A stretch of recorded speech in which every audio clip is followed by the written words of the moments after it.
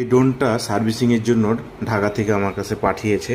এটা সমস্যা হচ্ছিল, ড্রোনটা একদিকে উঠে টান মারতো, মানে একদিকে মানে স্টার্ট দিলে টান মেরে চলে যেত।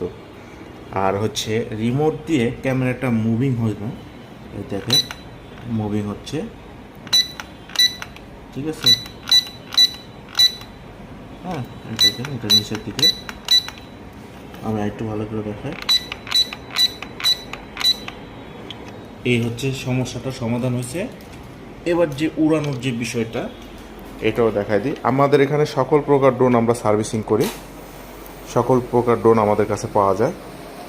এটা যখন এই যে এভাবে উপরে উঠাইতো, তখন দেখা যাচ্ছে যে আপনার ওই একদিকে মারতো ড্রোন।